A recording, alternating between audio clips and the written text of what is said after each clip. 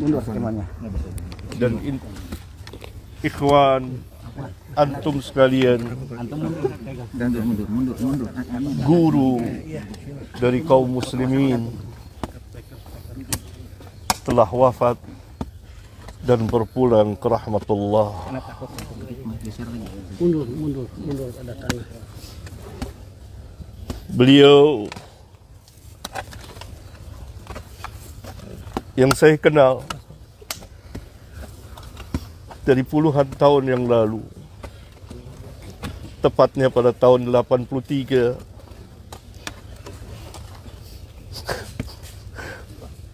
kami bertemu di perpustakaan, di tempat yang dipenuhi dengan kitab-kitab para ulama. Saya berkenalan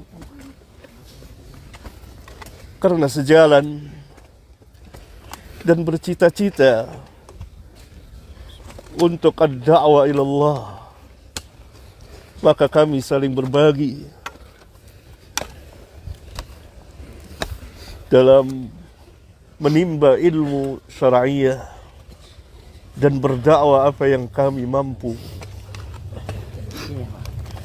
Terus berlangsung sampai pada hari Kamis pekan yang lalu. Saya sempat bertemu, menjenguknya dan berbicara, memberikan kabar gembira. Absyir ya Ustaz, antum telah berbuat apa yang antum telah buat.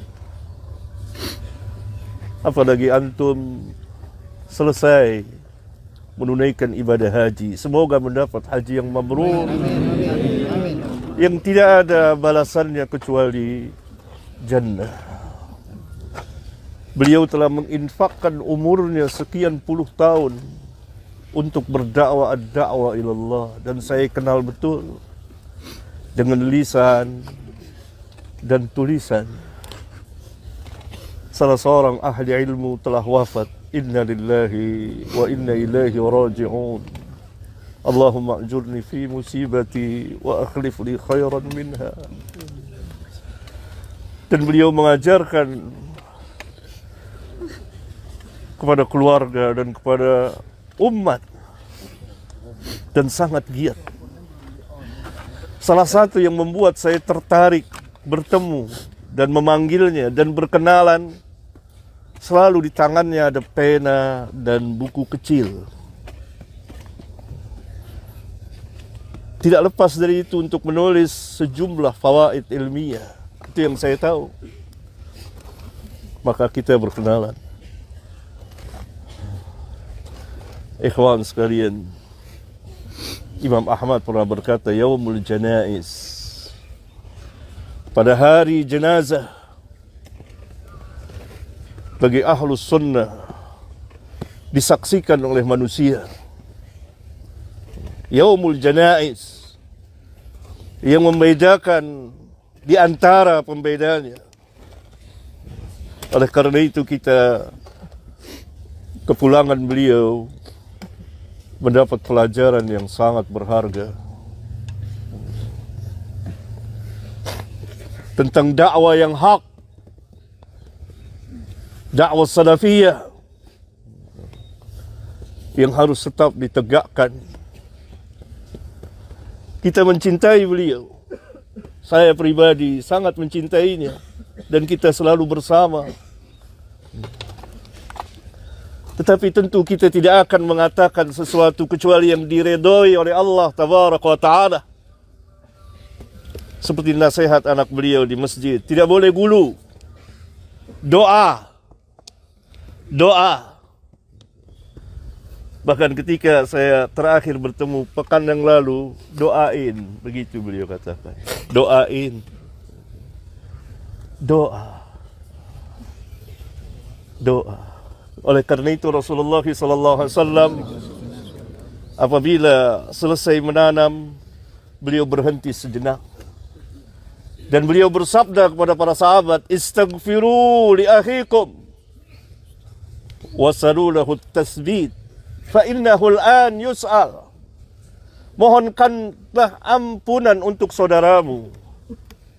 Dan minta kepada Allah tasbit, keteguhan, kekuatan. Fa innahu al-an yus'al, karena sekarang dia sedang ditanya. Ini yang kita lakukan. Memohonkan ampun, meminta kepada Allah agar beliau mempunyai keteguhan dalam menjawab pertanyaan dua malaikat yang mulia, Munkar dan Nakir. Dan Nabi dalam hadis yang lain, di samping jenazah, beliau menangis, air matanya membasahi tanah. Dan beliau mengatakan, untuk yang seperti inilah, pada hari inilah, kamu mempersiapkan diri. Nabi SAW mengatakan kepada para sahabat, yang Allah jamin jannah. Bagaimana dengan kita? Ini yang kita ambil pelajaran. Dengan penuh kekhusyuan. Jangan teriak-teriak suara berisik. Karena ini ibrah yang sangat dalam. Kita berduka dengan kepulangan Ustaz Yazid rahimahullahu ta'ala. Semoga Allah mengampuninya. Semoga Allah merahmatinya. Semoga Allah memasukkannya ke dalam Jannatul Firdaus. Dan semoga Allah subhanahu wa ta'ala melindungi dari azab kubur dan azab neraka. Dan ilmunya bermanfaat dengan lisan dan tulisan. Utsman bin Affan setiap melewati kubur, berada di kubur, beliau menangis. Dia menyebut kubur, menangis. Ditanya, kenapa engkau menangis ketika disebut kubur atau berada di kubur? Dan ketika disebut neraka, engkau tidak menangis? Maka Utsman menjelaskan sabda Rasulullah SAW bahwa kubur adalah tempat yang pertama kali dari tempat-tempat akhirat yang akan dikunjungi oleh semua manusia. Kalau baik di kubur, selamat di kubur, maka selamat mudah kesananya. Kalau celaka di kubur, maka sulit. Ini dalam hadis sahih riwayat Imam Abu Daud. Semoga Allah subhanahu wa ta'ala melampangkan perjalanan saudara kita ini. Dan kita mendapat pelajaran yang berharga, ikhwan. Pertama, dari dakwah yang hak. Tetaplah berada di dakwah yang hak. Bagi para ustadz, para da'i, tetap mendakwakan dakwah salafiyah. Bagi kaum muslimin, ikuti manhatin. Karena manhat ini manhat yang hak. Manhat para sahabat radhiyallahu anhum ajma'in. Yang kedua, kita mendapat pelajaran kematian. Bahwa semua kita akan seperti, entah kapan waktunya. Tidak ada yang tahu perkara yang gaib. Saya Kamis kemarin meminta izin pada anak beliau dan berada di ruang ICU. Hati saya gelisah. Kenapa hati saya gelisah? Saya harus ketemu, saya harus minta izin kepada anak beliau. Biar gimana saya harus ketemu. Saya berangkat. Saya masuk bersama Ustadz Zamzami dari Pekanbaru, yang juga dari Pekanbaru datang kemarin untuk menjenguk. Beliau dicintai banyak orang.